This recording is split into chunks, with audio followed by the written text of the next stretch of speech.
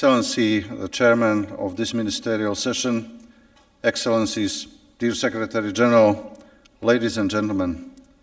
At the outset, I would like to thank the League of Arab States for inviting me to address this important meeting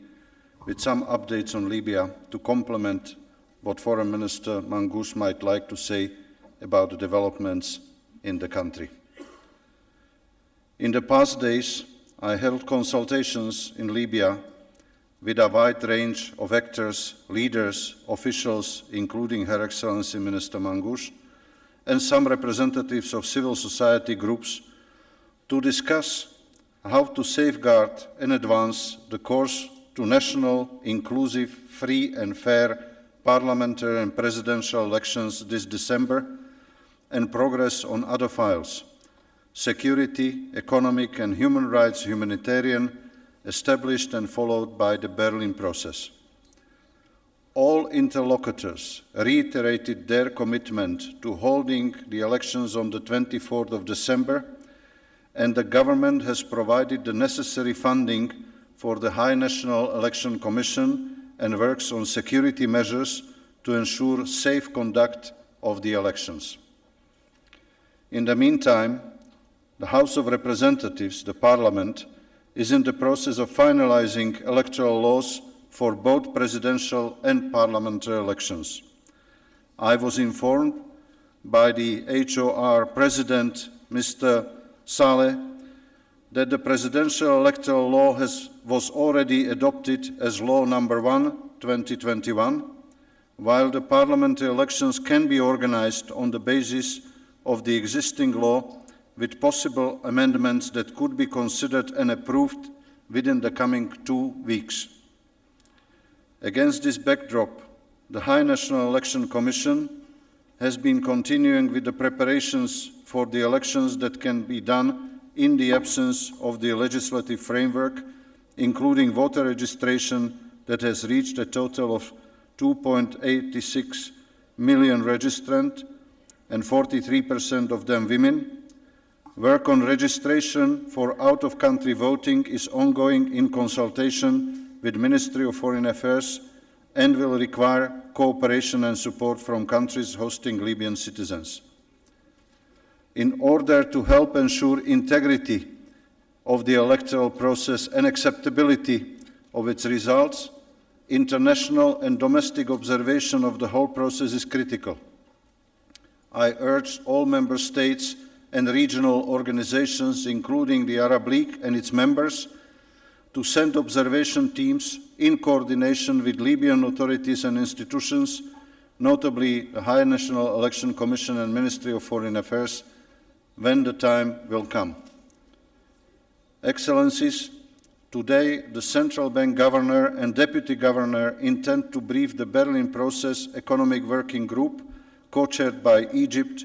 to provide an update on the plan and initial steps to implement the recommendations of the audit report on the unification of the central bank and to proceed with the unification process. The government and the Presidential Council have confirmed their willingness to support this process. Excellencies, on the security front, the persistent effort of the 5+5 Joint Military Commission, assisted by the Executive Authority, the Government and the Presidential Council, led recently to the reopening of the Misrata-Sirt coastal road with the support of UNSMIL and UNMAS. The people of Libya warmly welcome this development that brings clear benefits for all Libyans. Nevertheless, the continued presence of mercenaries, foreign fighters and foreign forces remains a cause of concern for Libya and the international community, including neighboring countries. The Security Council, in a number of resolutions, notably in the Security Council Resolution 2570 and in recent statement of the 15th of July, strongly urged all member states, all Libyan parties and all relevant actors to respect and support the full implementation of the 23rd of October 2020 ceasefire agreement, including through the withdrawal of all mercenaries, foreign fighters and foreign forces from Libya without delay. To ensure gradual build-up towards full implementation of the ceasefire agreement, the 5+5 JMC intends to develop an action plan for a sequenced and phased verifiable withdrawal, starting with the withdrawal of mercenaries and foreign fighters. The intention is to consult this plan with the respective international partners, including Libya neighbors, and seek their support and cooperation. We also support efforts led by Foreign Minister Mangush on the stabilization initiative that has similar objectives. This Libya-led and owned initiative intends to help operationalize the ceasefire agreement and Berlin Conference's conclusions. Excellencies, at the initiative of the People's Democratic Republic of Algeria, an important and timely ministerial meeting of the neighboring countries with Libya was held in Algiers on the 30th and 31st of August this year, chaired by His Excellency Minister Lamamra. The ministers reaffirmed the central role of the mechanism of the neighboring countries in support of the UN-facilitated process in Libya and the highest importance of consultation and work on coordination between the Joint Military Commission 5+5 and the Libyan neighbors on the issue of the withdrawal of mercenaries and foreign forces to establish an effective mechanism and process between the Libyans and neighboring countries. The ministers also stressed the importance of ensuring enhanced coordination, synergy and integration between the efforts of the United Nations, the League of Arab States, the African Union and the European Union, which work closely with neighboring countries. The ministers finally welcomed the proposal of the Arab Republic of Egypt to host the next meeting of foreign ministers of the neighboring countries of Libya at a date to be agreed upon later. These are good news and shows both an opportunity and need to enhance cooperation of the countries of the region and their organizations with the United Nations and with Libya on stabilization of the country. Excellencies, withdrawal of foreign fighters and armed groups has to be accompanied by scaled-up efforts across Libya and the wider region to address root causes of instability, notably through inclusive reconciliation, peace-building and development programs with a focus on youth, on women empowerment. Coordinated, complementary measures and programs supported and co-financed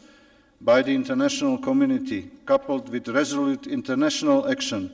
against criminal traffickers of people, weapons and drugs, and cooperative measures to enhance control in the border areas, including integrated border control and management, must be a part of the solution if it's to be durable and sustainable. Here, partnership of the United Nations, LAS, African Union and European Union is critical, as it, from the broader perspective, the coordination role of the quartet of these organizations, as highlighted in its last meeting hosted by the Arab League. Excellencies, the international community needs to increase its collective and bilateral engagement to address the causes fueling irregular movements of people and to provide legal pathways to avoid the continuing loss of lives on the central Mediterranean route. Such arrangements or agreements should reflect Libya